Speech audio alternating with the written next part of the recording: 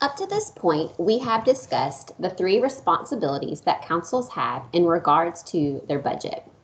Now we're going to focus on policy guidelines in the event that your council wishes to have a budget policy. The budget policy is not a required policy. However, KDE encourages councils to have this policy as a best practice. So we're going to talk about some budget ideas to consider if and when your school or your council decides to have their own budget policy. So as I said, KRS 160.345, which is the SBDM statute, does not explicitly require a budget policy. However, it does require the council to make budget decisions. So it's best practice for the council to have a budget policy or written procedures to guide its decisions.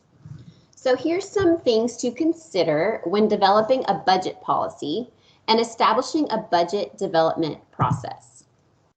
So there's a lot of things listed here, and I'm just going to go over some of the big ones. So the first thing that councils will want to do is establish a philosophy.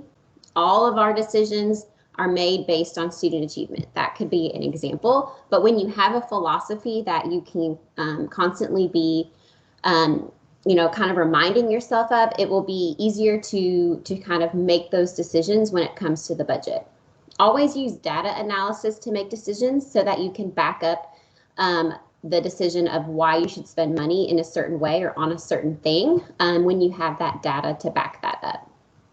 Prioritize needs. Look at your needs assessment, your continuous improvement school plan to see what the needs in the school are so that you can help the students achieve at high levels. And those two things, the data analysis and prioritizing needs, may even kind of help the council, reflect that philosophy that they've created in their budget decisions.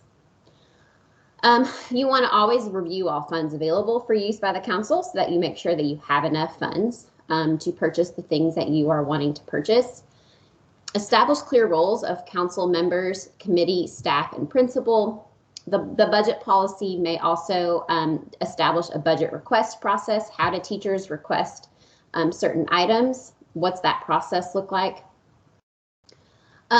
When you're writing your budget policy, you may also develop or determine the council process for monitoring and adjusting the budget as needed.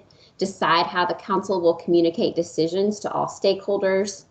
And again, always know how much money there is. So be aware of fund balances in the different areas like Section 6, professional development funds, if those are allocated in the budget bill, and extended school services.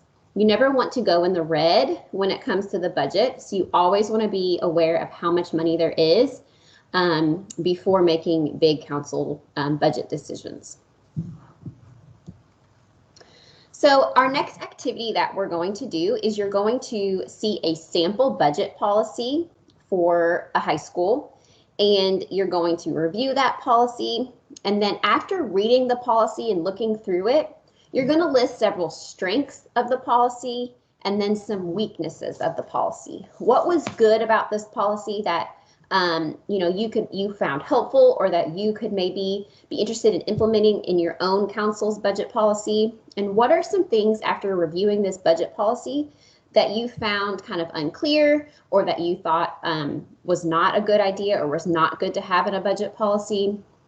Or maybe just some things that were left out that you thought could be in this policy that weren't. So you're going to look through that policy and then decide the weaknesses and the strengths, and you will answer those in the space provided.